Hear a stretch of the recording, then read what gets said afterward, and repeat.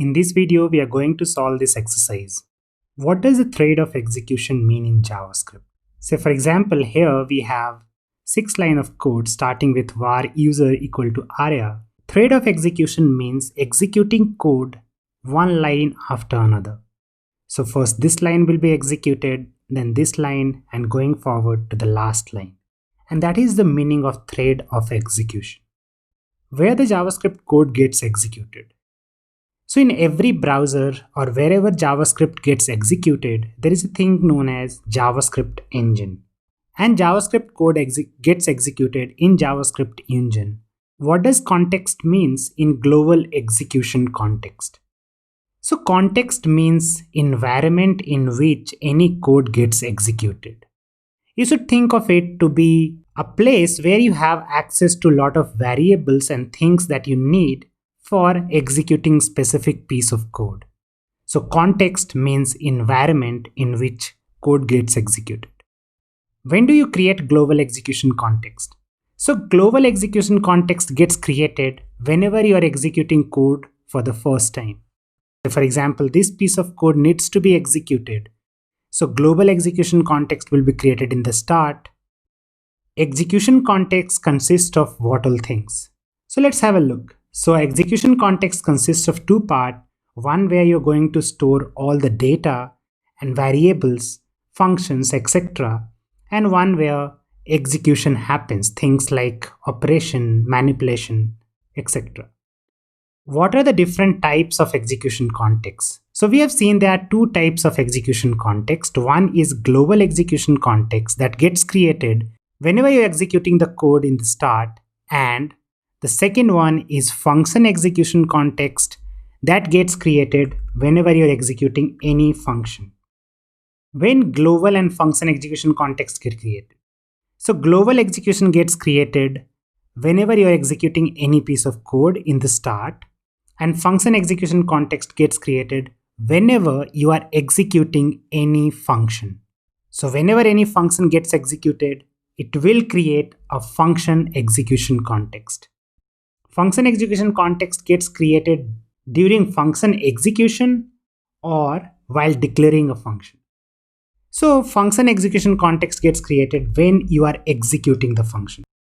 Going to the next, create an execution context diagram for the following code. On your notebook, take a screenshot photo and store it in the image variable. What I'll do is, I'll just take this code and create the execution context here in this part. I'll paste the code here. So we will have a look at it. So here when you look at it, like whenever our code gets executed, the first thing that happens is a global execution context gets created. In global execution context, you have two parts, memory, and this is the part where execution happens. And it will start executing from line number 1 that we can see it here. So line number 1 says var user is equal to aria. So I'll go ahead, create a box.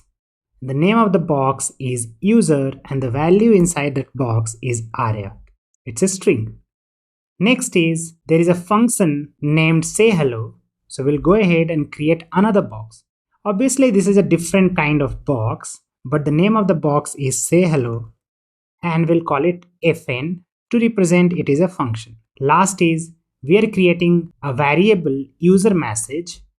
So that will create a box here. The name of the box is user message and the value you can only know when you execute a function. And we talked about it. When function execution gets created is whenever you execute a function. And here we can see we are executing the function say hello. So we'll create a similar structure like how we did it in global execution context. This part will be memory. And here it is the execution context of say hello. It's a function execution context. Now, when you execute that function, you're passing a user variable. And whatever variable you pass, that also becomes like a variable definition. So it is user. What is the value of user? It is aria. And from this function, you're returning hello user. So you're returning hello. And here you need to replace it with user. So for that, what will you do? You'll go to your memory and ask, what is the value of user? So you'll get the value of user to be aria. So it will become hello aria. So that will get returned from here, that is hello area. And as soon as a function returns, the execution context gets deleted. So this part will get deleted from here. And now this value, hello area, will be stored inside user message. So at last, this is ours. At last, this is the state. User has a value of aria, say hello is a function, user message has a message of hello aria. So this was the execution context of this code. Moving on, let's go ahead and execute this piece of code. I'll paste the code here, make it a bit smaller so we can see it properly.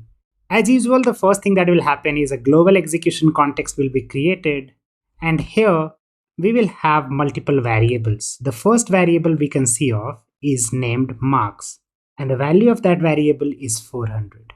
Next up is total, and that is 500.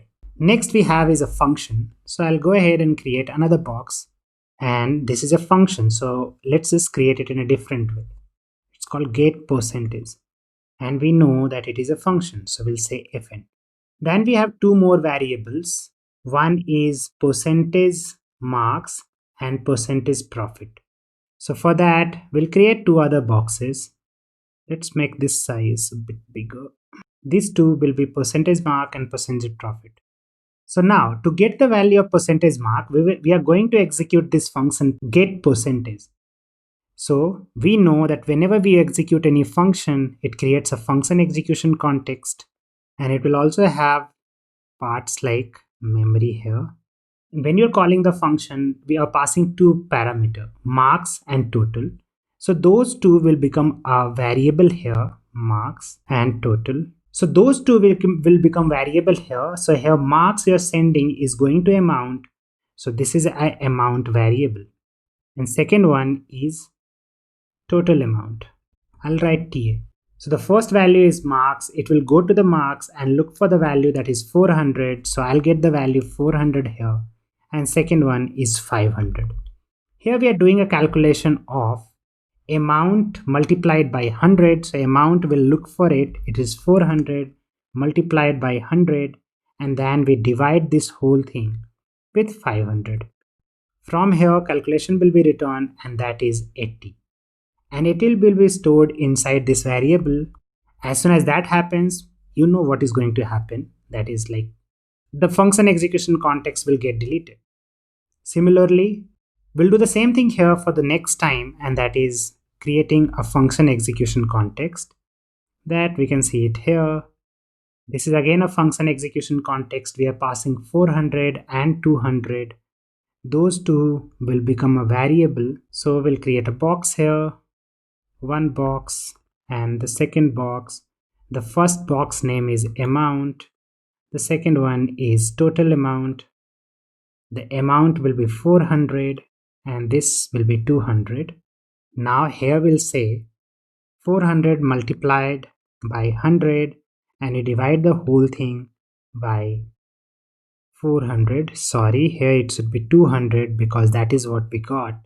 And now if we do this, we'll get the value that is 50. That 50 will be stored inside the variable percentage profit here, and the execution context of get percentage will get deleted.